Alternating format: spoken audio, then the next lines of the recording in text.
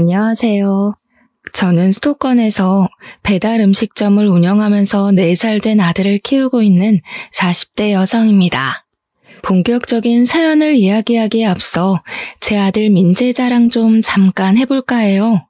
제 아들은 흔히들 말하는 미운 4살이지만 애교가 정말 많고 너무 예쁩니다. 제가 일하고 오면 그 작은 고사리 손으로 제 어깨를 주물러 주기도 하고 저를 꼭 안아주며 뽀뽀도 해주는데 고된 하루의 피로가 싹 가시는 기분이에요. 또래 4살은 때를 많이 부려서 엄마들이 아이를 보고 있으면 기가 빨린다고 하던데 민지는 아직은 한 번도 그런 적이 없었고 어쩔 땐 4살답지 않게 어른스러워 보일 때도 있습니다. 다른 엄마들은 그런 민재를 보며 부럽다고들 하지만 저는 그런 민재를 보면 한편으로는 마음이 짠해요. 사실 민재와 저는 그동안 힘든 일들을 많이 겪었거든요. 가끔은 다른 어린아이들은 굳이 겪지 않을 힘든 일을 겪으면서 민재가 다른 친구들에 비해 조금 더 일찍 성장해버린 것이 아닐까 하는 안타까운 마음이 들기도 합니다. 저와 민재가 어떤 일을 겪었는지 궁금하시죠? 지금부터 저희 모자의 이야기 들려드릴게요. 글솜씨가 좋지 않아 재미가 없을 수도 있겠지만 너그러운 마음으로 저희 이야기를 들어주시면 감사하겠습니다. 우선 저는 흔히 말하는 짠돌이인 남편과 결혼을 했어요. 생각해보면 제 남편은 연애 때도 돈을 거의 쓰지 않았습니다. 우리의 데이트 코스는 항상 국밥집에다 공원이었고 기념일이라고 해서 특별히 레스토랑을 가거나 선물을 주고받거나 하지 않았어요. 그래도 큰 불만은 없었던 것이 사실 우리 집도 잘 사는 형편은 아니었고 그 당시에는 남편에게 푹 빠져서 같이 보내는 시간 자체가 참 좋았습니다. 그러다가 우리는 결혼을 생각하게 되었고 신혼집은 제가 살던 집으로 정했는데 그 집은 저 혼자 20살 때부터 자취하며 돈을 모아 마련한 제 명의의 집이었어요. 비록 변두리이고 구축의 투룸이기는 하지만 남편과 제 회사가 가까웠고 근처에 대형마트나 편의점 등의 각종 편의시설이 많아서 둘이 살기에는 만족스러웠습니다.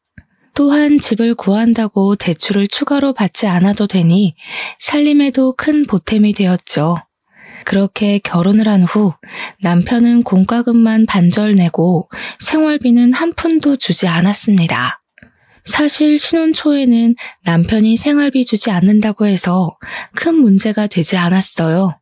그 당시 저는 대출이 하나도 없었고 저도 회사에 다니며 돈을 벌고 있었으니까요. 하지만 남편은 아직 학자금 대출도 남아 있었고 영업사원이라 겉으로 보이는 것이 중요하다며 대출에 할부를 받아 외제차에 명품 시계를 차고 다녔습니다. 그래서 남편은 돈 나갈 일이 많았고 저는 돈 나갈 일이 거의 없었기에 부부라면 이 정도는 당연히 감수해야 한다고 생각했어요. 우리는 결혼 후 친정은 지방에 계시니 거의 가지 못했고 시댁에는 자주 갔습니다. 저의 시어머니는 정말 아들 사랑이 유별났어요. 밥을 먹을 때도 항상 남편 앞에만 고기 반찬이 가득했고 제 앞에는 김치만 있었죠. 제가 고기라도 먹으려고 하면 꼭 고기 반찬을 남편 앞으로 끌어다 놓았습니다. 먹을 것으로 사람을 차별하는 것도 참 서러운데 더 서러운 것은 시어머니의 말이었어요. 하루는 밥을 먹는데 자기 아들이 먹어야 할 고기를 제가 자꾸 먹자 뭔가 얄미우셨는지 제게 이런 말을 하시더라고요. 우리 아들 고기 좀 먹이게 줘봐. 아휴, 하긴 종구석에 고기가 있기나 했겠니? 너도 참 우리 아들 만나서 횡재지 뭐. 종구석에 살다 온 네가 수도권에서 이런 대졸자 남편 만난 게 얼마나 행운이야, 안 그래? 재준이도 고기 좋아하지만 저도 고기 좋아하고요.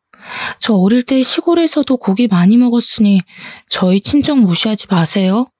그리고 어머니, 수도권에서 살아온 대졸자인 재준이나 시골에서 태어나 고졸자인 저나 월급 차이는 그다지 차이 없어요. 게다가 지금 저희 사는 집 집도 은행 대출 하나 없이 제 명의로 된 제 집인 거 아시죠? 부부가 네 집 내 집이 어딨어? 그냥 부부가 같이 사는 집이지. 그리고 너는 남편에게 재준이가 뭐냐, 재준이가. 깍듯이 서방님이라고 불러. 목대 먹은 것. 시어머니 말에 한마디도 지지를 하나, 지지를. 너는 옛날에 우리 시할머니랑 있었으면 이미 한 대 맞았다, 이년아. 시어머니는 동갑인 남편에게 꼭 서방님이라고 부르라고 하질 않나. 말끝마다 수도권 출신에 대학교도 졸업한 남편을 얻은 것을 감사히 생각하라는 식의 말씀을 하셨어요. 저는 이런 이야기를 들으면 기분이 썩 좋지 않아 시어머니한테 저의 생각을 당당히 말을 했고, 그럴 때마다 시어머니는 괜히 트집을 잡으며 저의 길을 꺾어 놓으시려고 했습니다. 하지만 그래도 이 당시에는 시어머니가 엄청 싫지는 않았어요. 왜냐면 저의 시댁은 명절이라고 특별히 음식 장만을 하거나 제사를 지내는 것도 아니었고, 만나도 거의 외식을 하니 다른 집처럼 며느리가 설거지를 다 해야 하는 경우는 없었거든요. 사실 이 당시 회사 동료의 시어머니들은 며느리가 들어왔으니 없던 제사도 만들고, 원래는 먹지도 않던 명절 음식도 만들고, 생전하지 않던 김장도 했었기에 오히려 그런 시어머니들에 비하면 점잖아 보였고 나쁘지는 않아 보였습니다. 그러다가 시어머니에게 처음으로 정이 뚝 떨어진 사건이 있었어요. 사랑으로 남편의 짠돌이 성향이 충분히 극복이 가능했던 신혼생활 중 제가 임신을 했어요. 입덧과 허리 통증으로 힘들었지만 회사에 계속 다녔고, 시간이 흘러 어느덧 임신 8개월이 되었습니다. 슬슬 출산 준비를 해야 하는데 의사 선생님은 아기를 보시더니 뱃속의 아기가 이미 너무 크다며 유도 분만을 권하셨어요. 그래서 남편과 제 회사 상황에 맞춰 적당한 날짜를 잡고 시어머니에게 유도 분만할 것이라고 말을 했습니다. 아기가 뱃속에 있는데 약을 넣어서 출산하는 게 어딨어? 그게 말이 되니? 혹시 우리 집 장손이 잘못되면 어떡해? 나는 우리 재준이 낳을 때 그냥 힘주니까 쏙 나오더라. 너도 그러면 되지 무슨 약까지 넣어서 애를 낳으니? 안 된다. 절대 안 돼. 저도 유도분만으로 낳으면 더 많이 아프고 힘들다고 해서 하기는 싫은데 그래도 상황이 어쩔 수 없잖아요. 뱃속의 아기가 이미 너무 많이 커서 자연분만으로 하다가는 아기도 저도 위험해진다고 하는데 어떻게 무작정 자연분만을 고집해요. 그거 다 병원에서 돈 받아 먹으려고 하는 수작이야, 수작. 그 수작에 넘어가기는 안 되겠다. 내가 직접 가서 의사한테 말을 해봐야겠어. 네가 어리바리하고 어른 없이 혼자 다니니까 의사가 너한테 장사하는 거야. 시어머니는 제 다음 검진일에 산부인과까지 따라와서 의사 선생님께 자연분만을 해야 한다고 말을 했습니다. 의사 선생님은 처음엔 아이가 커서 위험하다고 좋게 말했지만 그래도 시어머니가 끝까지 자연분만을 해야 한다고 고집하자 그러다가 아기도 죽고 산모도 죽을 수도 있다고 하며 다들 죽는 꼴 보고 싶으면 그렇게 하시라고 단호하게 말씀했어요. 그날 집에 오면서 시어머니는 저에게 도대체 몸 관리를 어떻게 했길래 아기가 그 모양까지 컸냐고 하며 저를 구박했습니다. 물론 틈틈이 운동을 못한 제 잘못도 있긴 하지만 솔직히 오전 9시부터 오후 6시까지 사무실에서 일하고 나면 저도 피곤하고 집안일도 태산인데 언제 운동을 할 수가 있나요? 집안일 한 번 도와주지도 않았으면서 꼭 제가 몸 관리 잘못해서 그런 것처럼 타박하시니 참 속상했습니다. 어찌됐든 시간이 흘러 드디어 분만하는 날짜가 왔어요. 친정 부모님은 아침 일찍부터 오시려고 했으나 갑자기 일이 생겨서 밤에나 오실 수 있다고 했고 시어머니와 남편이 보호자로 병원에 왔습니다. 본격적인 진통이 시작되면서 태어나서 처음 느껴보는 엄청난 고통이 쓰나미처럼 밀려오는데 정말 이러다가 죽을 것 같았어요. 대충 이미 출산한 언니들로부터 진통에 관한 이야기는 들었지만 이런 엄청난 진통이 오리라고는 상상조차 못했습니다. 진통이 없을 때는 거의 기절해 있다가 진통이 올 때는 짐승처럼 울부짖었던 것 같아요. 그런데 더 큰 문제는 아기가 도통 내려오지 않았습니다. 게다가 저는 오랜 시간 진통을 겪어내느라 힘이 빠져 있었고 뱃속의 아기는 심박수가 매우 불안정한 상태였어요. 의사 선생님은 이대로 가다가는 위험할 것 같으니 수술을 해야 할 것 같다고 하며 시어머니와 남편에게 말했습니다. 수술은 무슨 수술이에요? 보호자인 내가 허락 못해요. 보호자가 허락 안 하면 어쩔 건데요? 현재 우리나라 법상 산모님만 동의하시면 의사의 판단하에 언제든 제왕절개 가능합니다. 지금 산모분 호흡도 불규칙적이고 아이가 위험해요. 이러다가 아기도 산모도 위험해집니다. 그러니 지금 바로 수술 진행하겠습니다. 아니, 그래도 안 된다니까요. 애를 억지로 약 넣어서 출산하는 것도 기가 막힐 노릇인데 수술까지 해서 애를 낳아요? 나 때는 그냥 힘만 줘도 잘 나왔는데 얘가 멍청해서 그런지 왜 이리 못해? 야, 주희야, 그렇게 힘드니? 힘 좀 팍 줘보라고. 수술이 말이 되니 지금? 시어머니는 옆에서 저에게 힘을 줘보라고 난리였지만 이미 기진맥진이 돼버린 저는 시어머니의 말이 하나도 귀에 들리지 않았고 정신마저 아득해졌습니다. 결국 시어머니의 만류에도 불구하고 응급으로 수술을 진행할 수밖에 없었어요. 다행히 아기는 아주 크고 건강히 잘 태어났지만 저는 지칠 대로 지쳐 있었습니다. 손가락 하나 까딱할 기력도 없이 멍하게 회복실에 누워있는데 친정 부모님이 오셔서 정말 수고했다고 하셨어요. 수술로 출산했으면서 수고는 무슨. 우리 집 장손을 수술로 낳아서 장손이 멍청해지진 않았나 몰라. 사돈, 말씀이 너무하신 거 아니에요? 수술이라도 건강히 나오면 됐지 무슨 멍청해지니 많이 하세요. 사돈이야말로 세상 물정 모르는 소리 하시네요. 자고로 아기는 자연분만을 해야 건강하고 똑똑하게 자란다고요.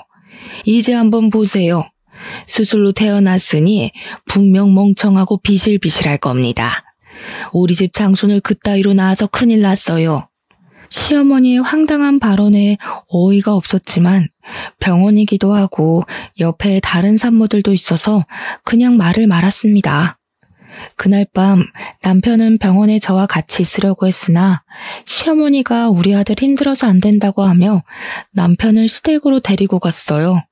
아빠는 우리 집으로 가시고 병실에는 엄마와 저 둘이서만 있었는데 엄마가 제 산후조리를 해주고 싶다고 하셨습니다. 사실 산후조리원에 가려고 했으나 생각보다 금액이 너무 비쌌고 평소에 몸이 건강했었기에 산후조리는 안 해도 금방 회복이 될 것으로 생각해서 산후조리원을 예약하지 않았거든요. 엄마는 산후조리를 제대로 하지 않으면 평생 후회할 것이라고 하며 직접 해주시겠다고 했어요.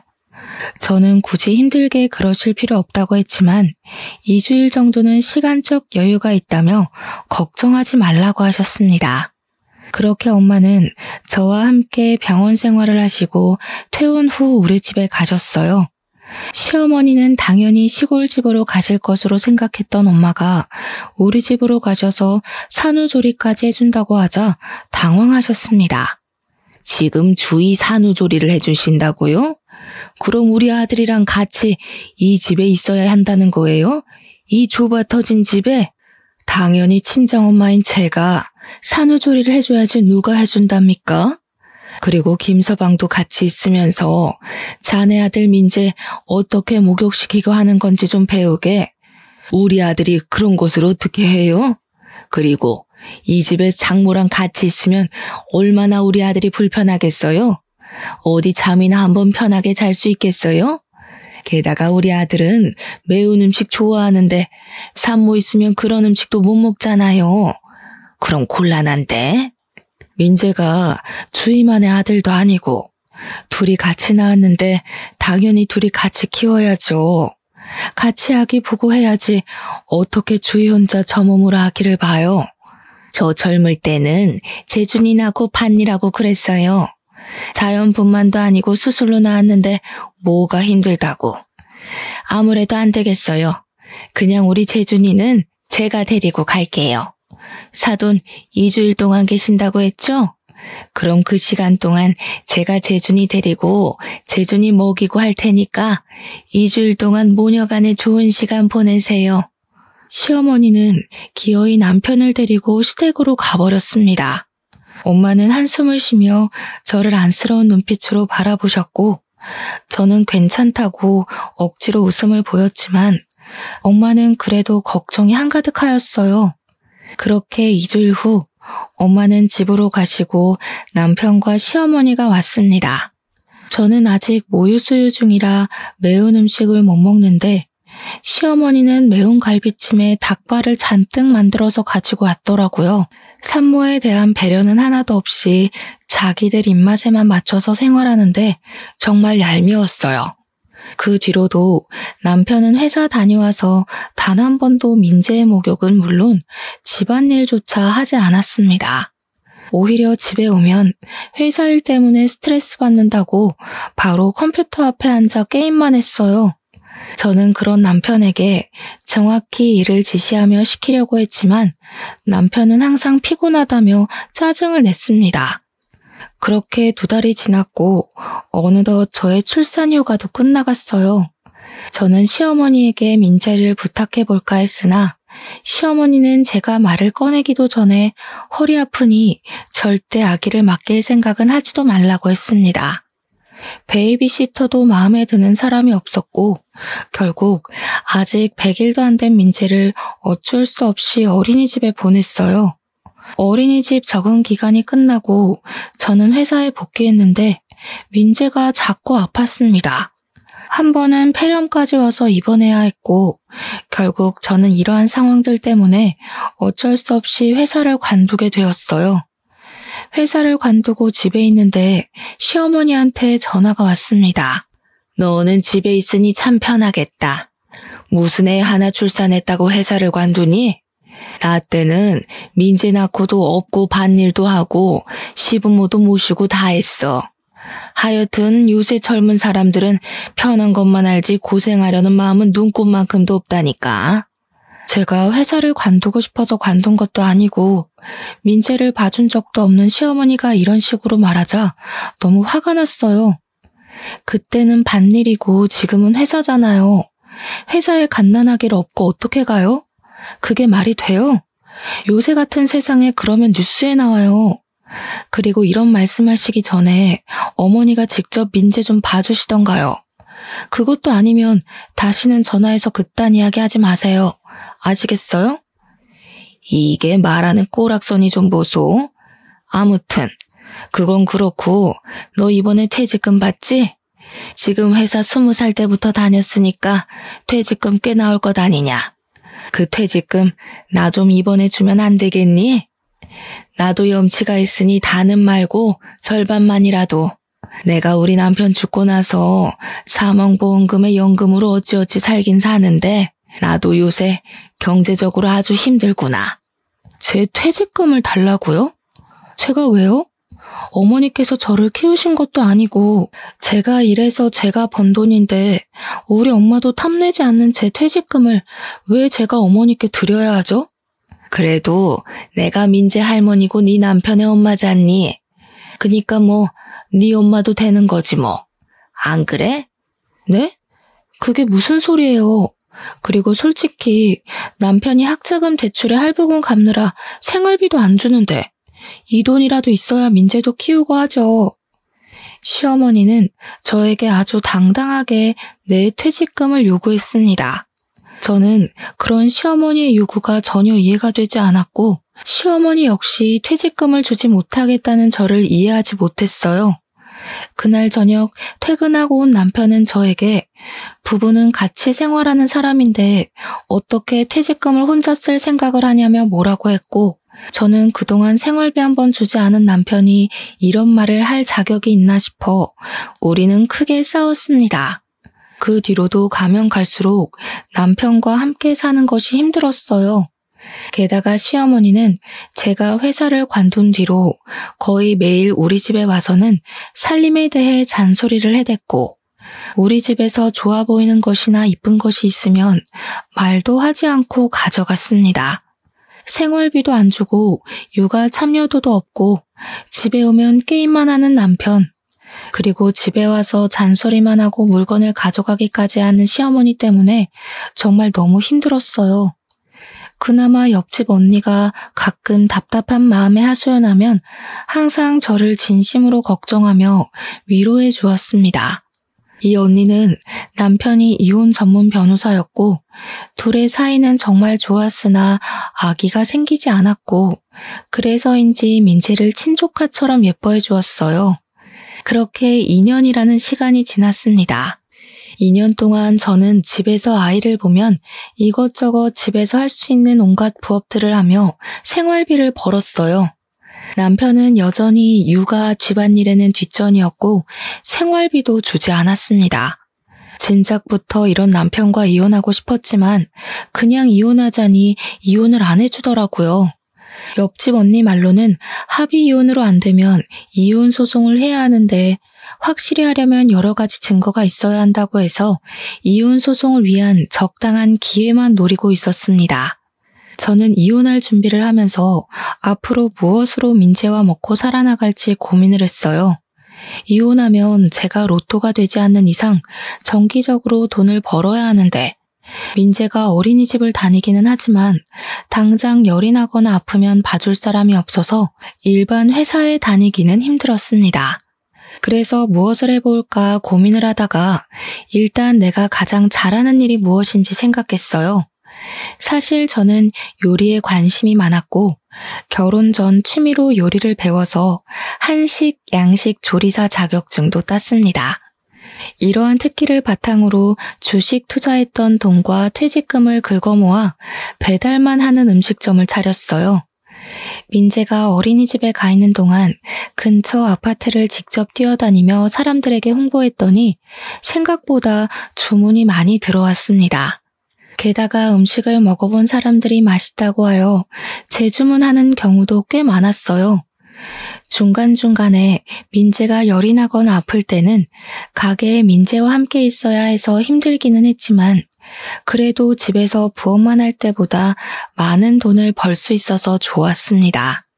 제가 이렇게 장사가 잘 될 동안 남편은 코로나의 여파로 회사 경영이 어려워져서 회사를 잘렸어요. 회사 잘리고 남편은 집에서 민재보다 컴퓨터를 더 아끼며 본격적으로 게임만 했습니다. 정말 꼴보기 싫어서 밥도 차려주지 않았지만 참 얄밉게도 엄마가 시골에서 쌀과 각종 밑반찬을 보내주셔서 남편이 밥 하나는 기가 막히게 챙겨 먹었어요. 하루는 가게를 마치고 아이를 하원시켜 집에 왔는데 집 화장실에 못 보던 반지가 하나 있었습니다. 저는 음식을 하다 보니 반지를 아예 끼고 다니지 않았어요.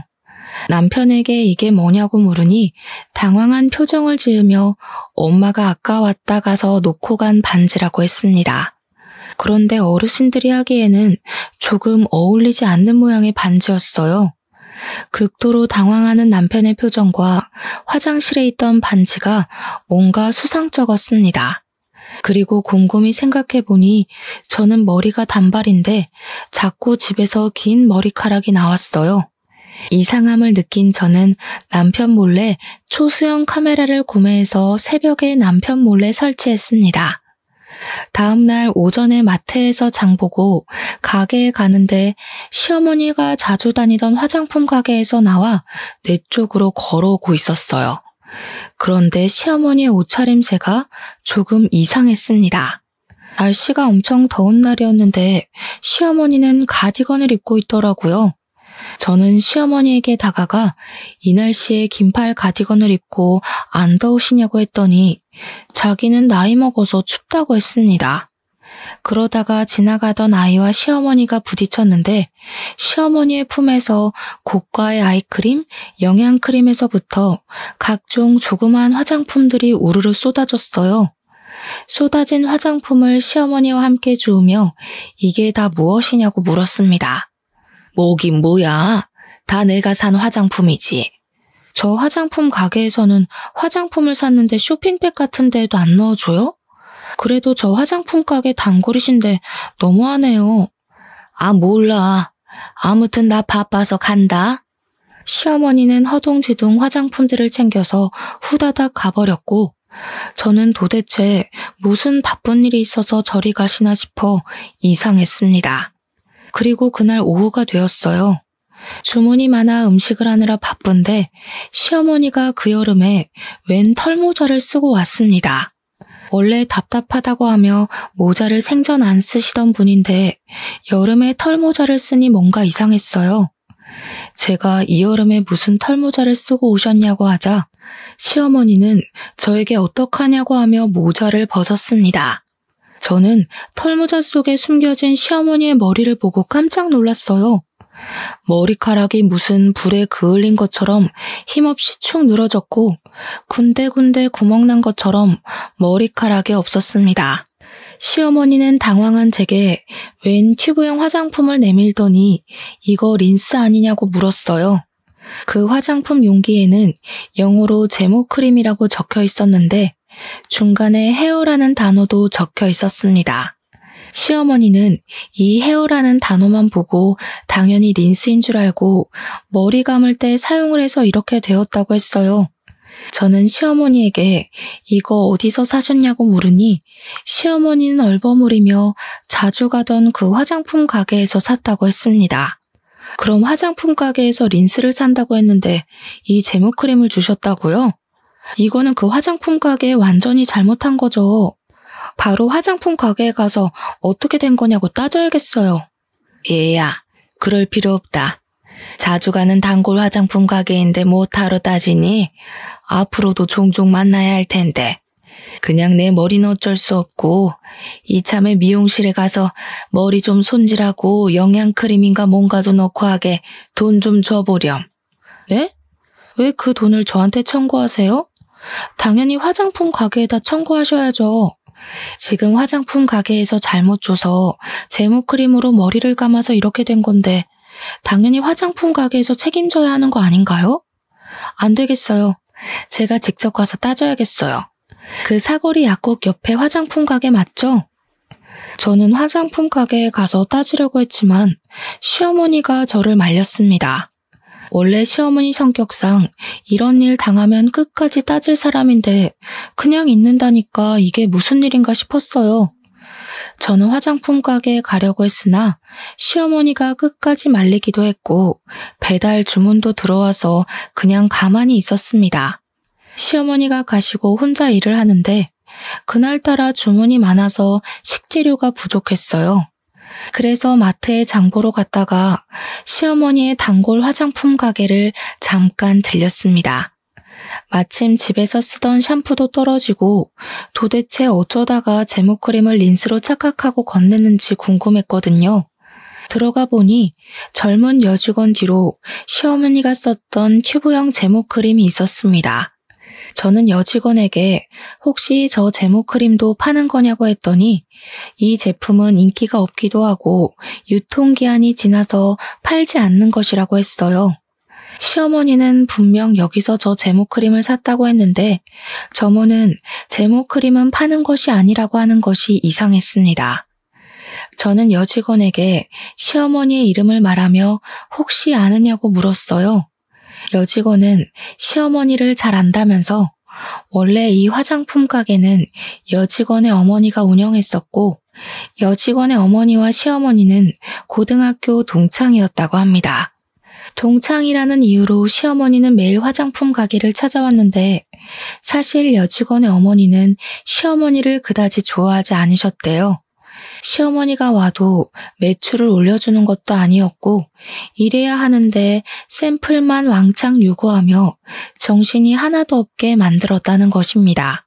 그래도 동네 장사이다 보니 시어머니가 오면 어쩔 수 없이 친절하게 응대를 해왔고 그러다가 여직원의 어머니가 몸이 안 좋아져서 이 화장품 가게는 여직원이 운영하게 되었다고 해요.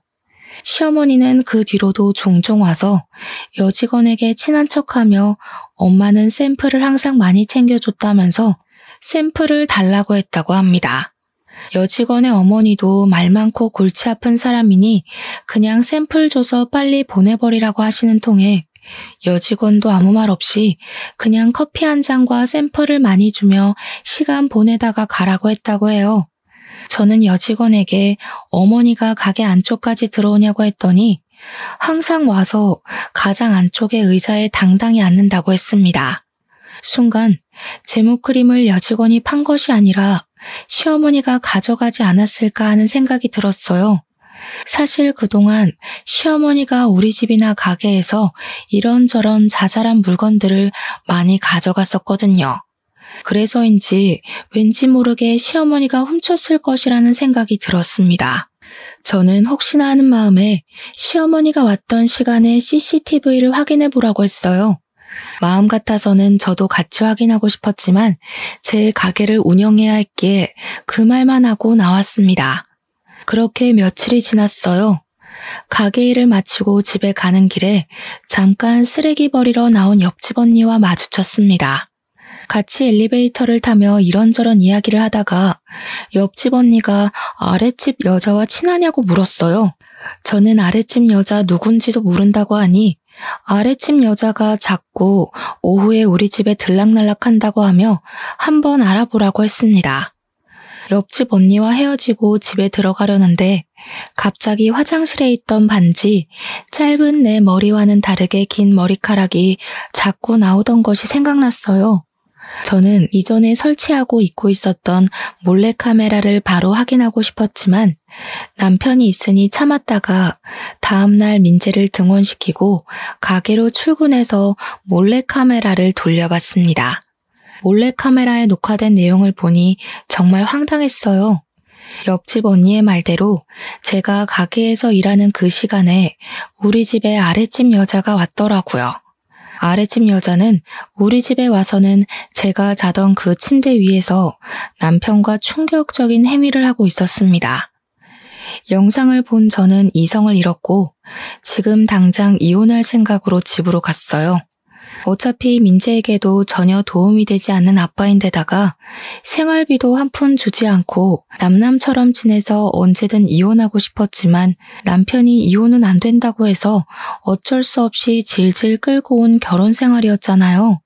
그래서 당장 남편이 없어도 저는 전혀 문제될 것이 없었습니다. 화가 잔뜩 난 상태로 집 앞에 가니 우리 집에서 여자 웃음소리가 들렸고 저는 아랫집 여자와 남편이 함께 있다고 확신했어요. 바로 문을 열고 들어가려는 순간 우연히 제 모습을 본 옆집 언니가 저를 붙잡았습니다.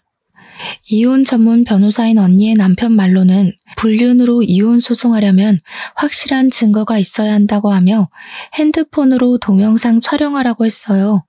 저는 언니의 조언에 핸드폰을 켜고 현관문을 열었습니다. 제 생각과는 달리 거실에는 남편도 아랫집 여자도 없었고 대신 큰 방에서 간드러진 여자 목소리가 들렸어요.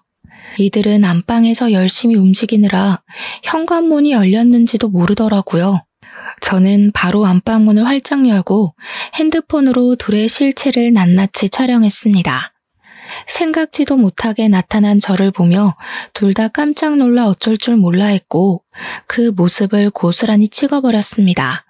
아랫집 여자는 저를 보더니 얼굴을 가리고 후다닥 자기 집으로 도망갔어요. 그동안 내가 일할 동안 너는 전현이랑 이렇게 뜨거운 시간을 보내고 있었어? 잘 됐네. 안 그래도 너한테 5만 가지 정 다 떨어졌는데 확실한 이혼 소송거리 제공해줘서 고마워. 우리 이제 진짜 제대로 끝내자. 아주 피 터지는 싸움을 하더라도 너랑 끝내고 위자료에 양육비까지 제대로 받을 테니까 각오하고 있어. 알겠어? 주희야, 그니까 이게 말이야. 어떻게 된 거냐면 이미 너랑 아랫집 년이랑 같이 침대 위에 있던 모습까지 다 확인했는데 무슨 말이 더 필요해? 우린 이제 끝났어. 참, 이 집 내 집인 거 알지? 지금 당장 나가. 너 짐 전부 다 챙겨서 나가라고. 만약에 나 오늘 가게 일 마치고 왔는데 너랑 너 짐이 아직도 여기에 있으면 너 맨몸으로 쫓아낼 거야. 알겠어? 민재도 있고 너도 있는데 내가 어디를 가? 내가 갈 데가 어디 있다고? 아랫집에 가면 되겠네. 아랫집 그년 집에 둘이서 잘 살면 되겠어. 안 나가면 아주 동네방네 소문 다 내버릴 테니까 그런 줄 알아. 알겠어? 저는 남편에게 있는 힘껏 소리를 고래고래 지르고 바로 옆집 언니한테 가서 언니 남편의 변호사 사무실 주소를 알려달라고 했습니다. 고맙게도 언니는 지금 운전을 못할 것 같으니 같이 가주겠다고 했고, 언니와 함께 언니 남편의 사무실에 가서 남편에게는 이혼 소송을, 아랫집 여자에게는 상간녀 소송을 접수했어요. 옆집 언니는 앞으로 싸우려면 밥을 잘 먹어야 한다면서 저에게 굳이 점심을 사주겠다고 했습니다. 솔직히 저는 밥 생각이 없었지만 언니가 저를 끌다시피 해서 시내까지 나갔어요. 백반집을 가다가 시어머니가 자주 다녔던 화장품 가게 앞으로 지나갔는데 그 앞에 사람들이 꽤 몰려 있었고 시끄러웠습니다. 무슨 일인가 해서 언니와 함께 가보니 화장품 가게 앞에서 여직원과 모자를 쓴 시어머니가 말다툼하고 있었어요. 상황을 들어보니 여직원이 제가 간 뒤로 CCTV를 돌려보았고 예상대로 시어머니가 화장품을 이것저것 많이 훔쳐갔었더라고요. 그런데 그 금액이 꽤 커서 가게 여직원이 시모를 절도죄로 고소했다는 것입니다. 하지만 시어머니는 자신의 잘못은 인정하지 않고 그동안 알아온 정이 있는데 어떻게 절도죄로 고소하느냐고 하며 적반하장으로 큰 소리를 치는 상황이었어요. 시어머니는 한창 여직원에게 인정머리 없다고 행패를 부리다가 사람들 사이에 있는 저를 발견했습니다. 우리 며느리야. 내가 여기 화장품 가게 단골인 거 알지? 세상에 내가 이번에 저 여우 같은 년한테 절도죄로 고소를 당했단다. 이게 말이 되니? 아니, 어차피 공짜로 들어오는 샘플인데 그거 좀 가져갔다고 내가 고소를 당했어, 고소를. 세상이 어쩜 이리 각박하니? 이게 말이 되니 며느리야? 네가 저 년한테 말 좀 해줘봐라. 말이요? 무슨 말이요? 저는 할 말 없는데요. 그리고 어머니, 안 더우세요? 이렇게 더운 날 무슨 모자예요? 저는 세상 억울한 표정을 짓는 시어머니의 모자를 벗겼습니다. 시어머니의 모자를 벗기니 개털 같은 머리카락과 군데군데 구멍난 자국이 보였어요. 아, 맞다. 어머니 제모크림으로 머리 감는 바람에 머리카락이 이상해져서 모자 쓰고 다니셨죠? 그런데 그 제모크림 말이에요. 제가 여기 여직원한테 물어보니까 그거 유통기한이 지나서 파는 것도 아니라던데요. 매대에 있던 것도 아니고 직원 자리 뒤에 있던데 어머니는 그것을 어떻게 보고 가져오셔서 그걸로 머리를 감으셨어요? 지금 너 무슨 소리를 하는 거니? 내가 설마 여기 있는 화장품을 진짜 훔쳤다는 거야? 그러지 않고서야 팔지도 않는 그 제모크림을 어떻게 어머니가 가져오셨겠어요? 안 그래요? 게다가 아까 하는 이야기 들어보니까 CCTV에도 확실히 찍힌 것 같던데 그냥 더는 행패 부리지 말고 인정하세요. 얘가 지금 뭐라는 거야? 얘, 너 똑바로 말 안 할래? 젊은 년이 더위를 먹었나? 제정신이야? 저 어느 때보다 제정신이에요, 어머니. 옛말에 공짜 너무 좋아하면 대머리 된다는 말 있죠? 지금 이 상황과 어머니 머리 상태 보니까 그 말이 딱 떠오르네요. 평소에도 맨날 우리 집과 가게에 있는 것들 하나하나 훔쳐가시더니 이제는 남의 가게 제품까지 훔쳐가시면 어쩌자는 거예요. 그리고 할 말이 하나 더 있는데요. 저 이제 이혼해요. 저 이제 아줌마의 며느리 아니라고요. 이혼? 무슨 이혼? 우리 재준이가 너랑 이혼해 준대? 네, 이젠 무조건 해야 하거든요. 세상에 되게 잘나신 그 아드님이 아랫집 여자랑 아주 뜨거운 사이더라고요. 하마터면 제 집이 그 둘의 뜨거운 사랑에 불타 없어질 뻔했잖아요. 그래서 착한 제가 그 둘이 알아서 잘 먹고 잘 살라고 저는 빠지려고요. 아줌마. 뭐? 아줌마? 우리 아들이 그렇게 불륜을 저질렀다는 증거라도 있어? 있냐고. 당연히 있죠. 제가 설마 증거도 없이 이러고 있을까 봐요. 엄마는 절도죄, 아들은 이혼 소송, 아들 불륜 여는 상간녀 소송. 참 볼만하겠네요. 아무튼 아줌마의 머리가 빨리 원상복귀 되기를 바라며 그럼 법원에서 봬요. 저의 폭탄 발언에 주변에 있던 사람들은 다들 시어머니에게 손가락질했고 잠시 후 화장품 가게 여직원의 신고로 경찰들이 와서 업무 방해죄로 시어머니를 데리고 갔습니다. 그날 저녁 어린이집에서 하원한 민재는 옆집 언니에게 부탁하고 저만 집으로 들어갔어요. 제가 그렇게 엄포를 놓았지만 집에는 남편이 아직도 있었습니다. 너 어떻게 우리 엄마가 경찰서에 끌려갔는데 그렇게 모른 척할 수가 있어? 아줌마라고도 하면서 내 이야기도 했다면서? 이제 우리 이혼할 건데 너희 엄마가 경찰서에 끌려가든 감옥에 가든 그게 뭔 상관이야. 그리고 너 내가 나가라고 했지. 안 나가? 나 너랑 절대 이혼 못해. 안 해. 절대 이 집에서 한 걸음도 못 나가. 남편은 저에게 절대 나가지 않겠다고 강력히 주장했습니다. 저는 그런 남편이 그동안 애지중지했던 컴퓨터 모니터를 그대로 뽑아와서 바닥에다가 내던졌어요. 야, 너 어떻게 이 모니터를 이렇게 박살낼 수가 있어? 이게 얼마짜린데? 그래봤자 그냥 컴퓨터가 컴퓨터지. 너같이 게임에만 정신 팔린 인간을 더는 내 아들의 아빠로 두고 볼 순 없어. 당장 나가. 안 나가면 나 본체도 던져버릴 거야. 본체는 그냥 아파트 베란다에서 던져버려야겠다. 저는 정말 본체를 던져버릴 기세로 베란다 문을 열었습니다. 남편은 저의 모습에 벌벌 떨며 컴퓨터가 있는 방문을 닫고 잽싸게 저를 막아서더라고요. 그러면서 지금 당장 나가겠다고 하며 본체를 챙겼습니다. 남편의 그런 모습을 보니 어이가 없기도 하고 기가 막히더라고요. 게임에 정신 팔린 놈.